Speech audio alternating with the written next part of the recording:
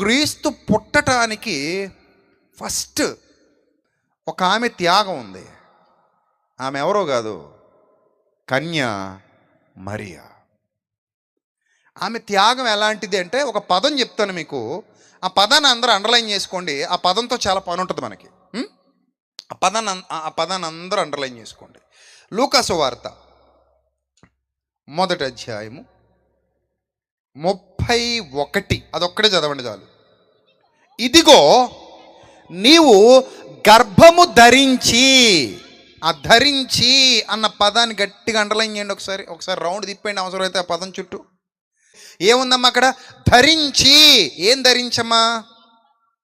గర్భమును ధరించి. మీరు అనొచ్చు, అన్నయ్య గర్భం ధరించడం అంటే పెద్ద ఏముందని, అది పెద్ద విషయం అన్నయ్య, అది పెద్ద ప్రాబ్లమా అన్నయ్య?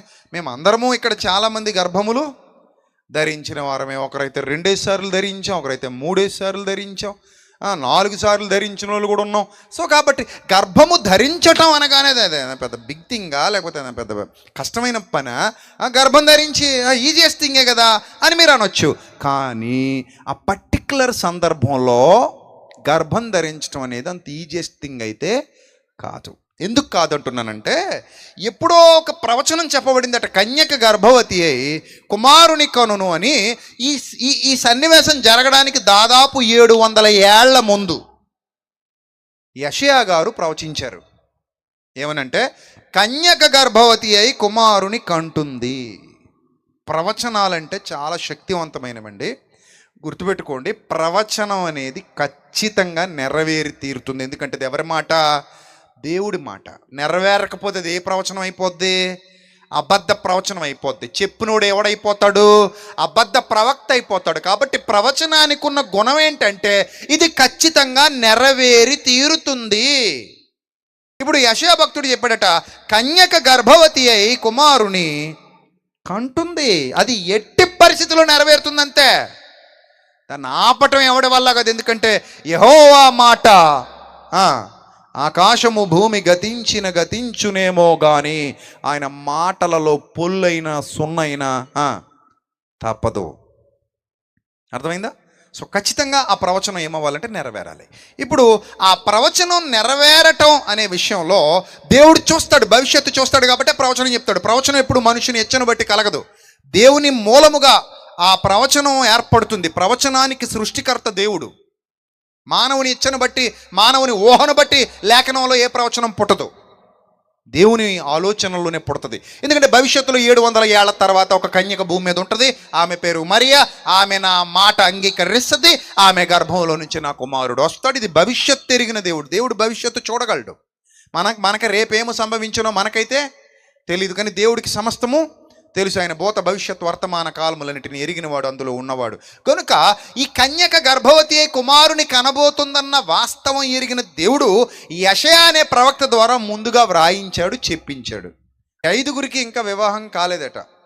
ఏమా? ఈ 5గురికి ఇంకా వివాహం కాలేదమ్మా. మిమ్మల్ని అడుగుతున్నాను, కొంచెం సూటిగా చెప్పండి. వివాహం చేసుకుంటారమ్మా మీరు? ఇంక చేసుకోకుండా ఇలా ఉండిపోతారా? చేసుకుంటారు కదా, అందరూ చేసుకుంటారమ్మా. నువ్వమ్మా చెప్పమ్మా. నిన్నే అమ్మా తల్లి, నిన్నే చేసుకుంటారు. వీళ్ళు 4 కూడా వివాహం చేసుకోవడానికి సిద్ధంగా ఉన్నారండి. చేసుకుంటారు, రైట్. దేవుడు మీకు మంచి జీవితాన్ని ఇచ్చును గాక.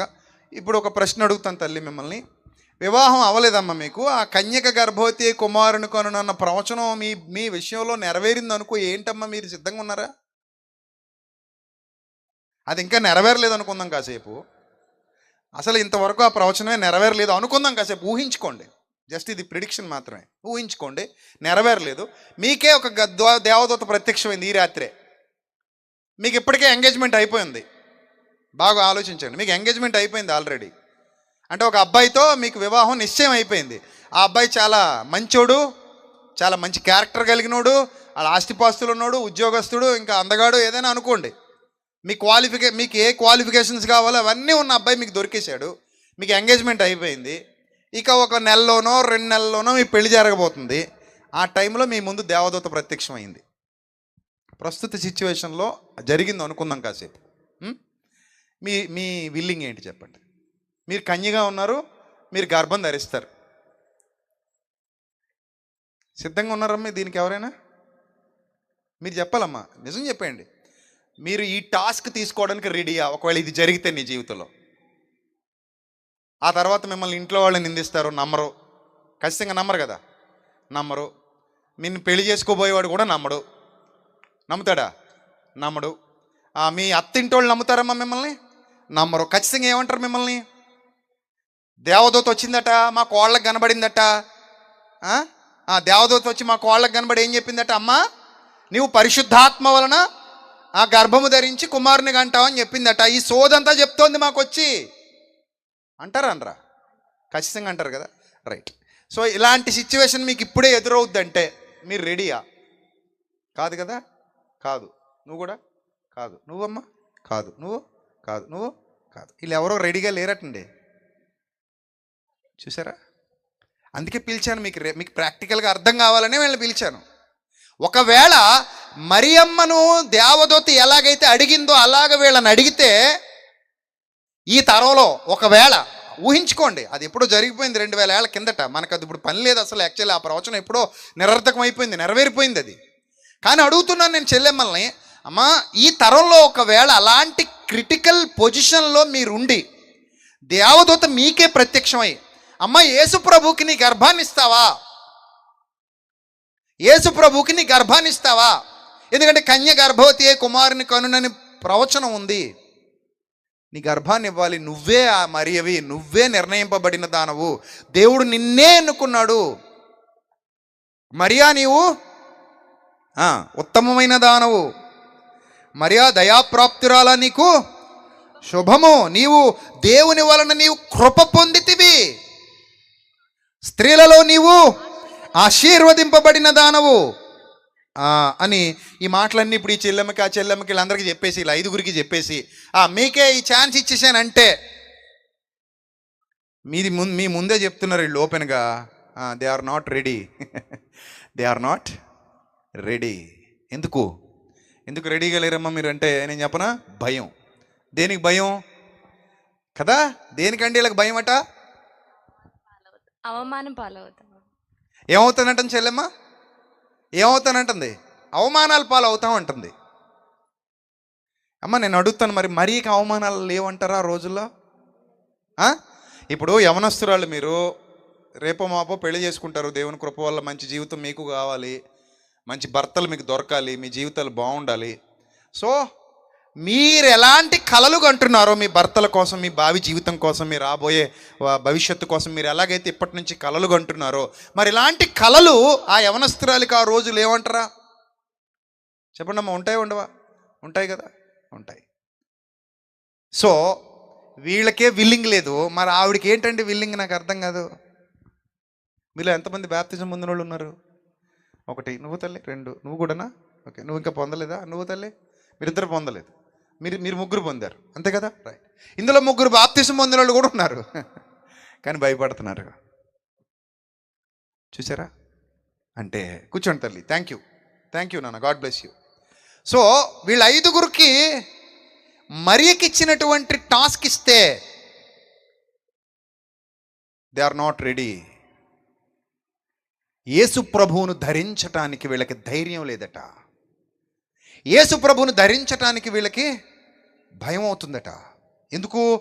కన్యగా ఉన్నప్పుడు చాలా కష్టం అండి. ఎందుకంటే అంత ఈజియెస్ట్ టాస్క్ అయితే అది కాదండి. ప్రతోడు పొడుస్తాడు. దేంతో? మాటలతో పొడుస్తాడు. మాటలతో పొడిచి చంపేస్తారు. ఏమన్నా తెలుసా? పెళ్లి కాలేదు, కడుపు తెచ్చుకుంది. నిశ్చితార్థం అయ్యింది, ఇంకా పెళ్ళి అవ్వలేదు, ఏం తెచ్చుకుంది? కడుపు తెచ్చుకుంది. కడుపు తెచ్చుకుని కహానీలు చెప్తుంది. ఏమని చెప్తుంది కహానీలు? దేవదూత కనబడిందా నీకు? ఏది ఇప్పుడు రమ్మని దేవదూతను చూద్దాం, ఏది పిలువు. రాదాయే. ఇప్పుడు రుజువు చూపించగలదా? దేవదూత రా, మొన్న కనబడ్డావు కదా, ఇదిగో మా ఇంట్లో వాళ్ళందరూ పంచాయతీ పెట్టారు, నా మాట నమ్మట్లా, రా అంటే వస్తుందా? రాదాయే. ఇంకా విషయం చెప్పనా? యోసేపట నీతిమంతుడట. ఎవరట? నీతిమంతుడట. నీతిమంతుడైన యోసేపే ఆ అమ్మాయిని అనుమానించాడట. ఏం చేశాడు? అనుమానించి అవమానించడం ఇష్టం లేక మంచోడు కాబట్టి. అదే ఈ రోజుల్లో పనికిమాలినోడు అనుకోండి, ఏం చేస్తాడు? పంచాయతీ పెట్టి అందరిని పిలుస్తాడు. పిలిచి, ఇదిగో దీన్ని నాకు ఇచ్చి నిశ్చితార్థం చేశారు. ఆ రోజు ఏం ఎరగనట్టుగా మా పక్కన కూర్చొని నిశ్చితార్థం చేసేసుకుంది, బోల్ డబ్బు ఖర్చు అయిపోయింది నాకు. అనవసరంగా ఫోటో ఫేస్బుక్లో కూడా పెట్టేశాను, నేను ఇన్స్టాగ్రామ్లో పెట్టేశాను.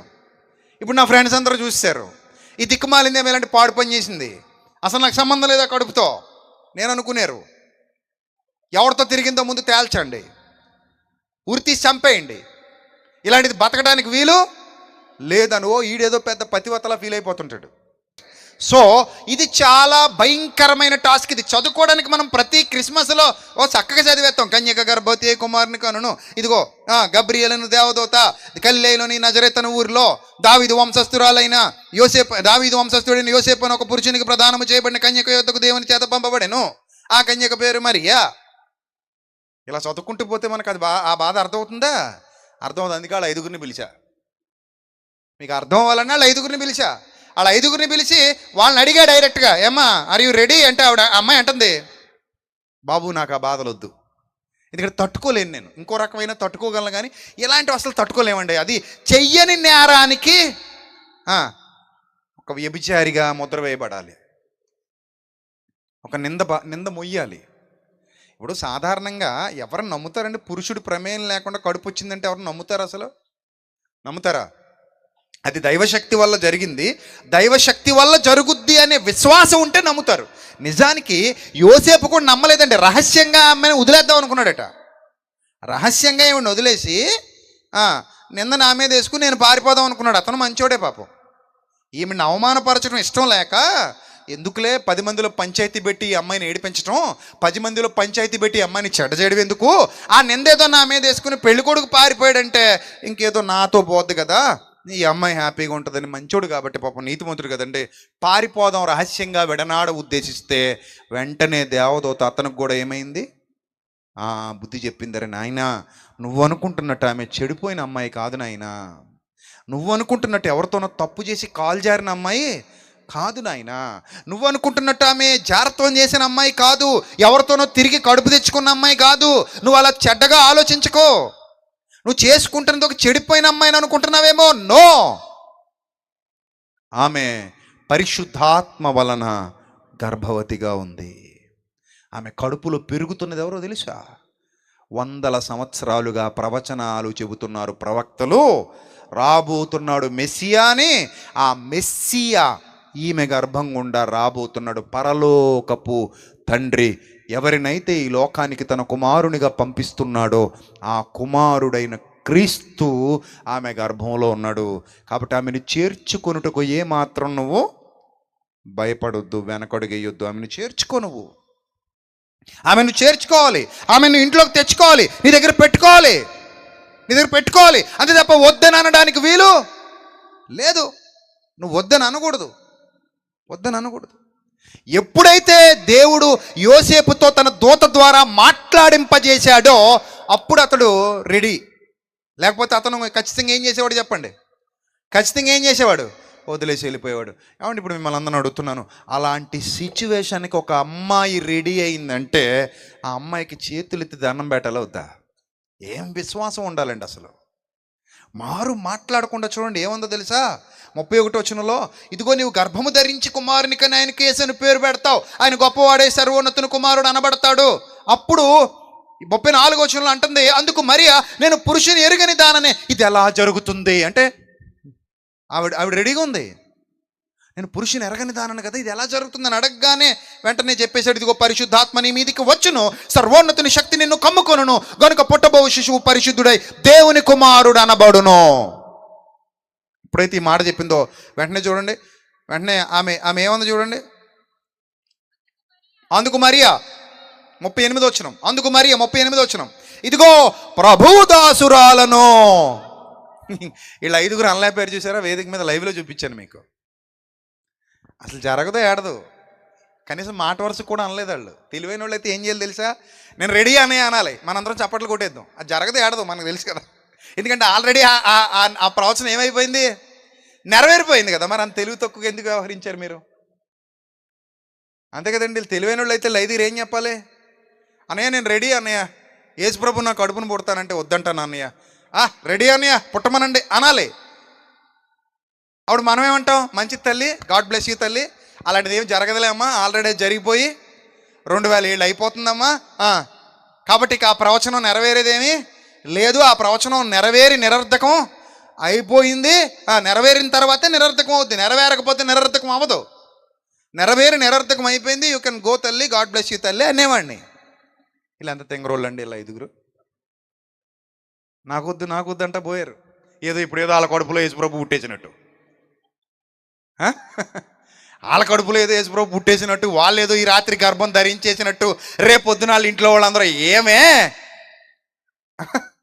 అని వాళ్ళు ఏదో 4 గుద్దులు గుద్దేసి పంచాయతీ పెట్టేసి ఇలా పెళ్లి సంబంధాలు చెడిపోయినట్టు ఎన్ని ఊహించేసుకున్నారండి 5 నిమిషాలకి వీళ్ళు. అదిగో నవ్వుకుంటున్నారు వాళ్ళు, వాళ్ళకి అర్థమవుతుంది ఎన్ని ఊహించేసుకున్నారు వీళ్ళు. అబద్ధానికే ఇన్ని ఊహించేసుకుంటే నిజానికి ఎంత ధైర్యం ఉండాలండి, నిజాన్ని ఎదుర్కోవడానికి ఎంత ధైర్యం ఉండాలి, నిజాన్ని ఎదుర్కోవటానికి ఎంత శక్తి ఉండాలి. ఒక్క మాట చెప్తున్నాను, రాసి పెట్టుకోండి, నిజాన్ని ధరించటానికి ఎంత శక్తి ఉండాలి. దేనికి?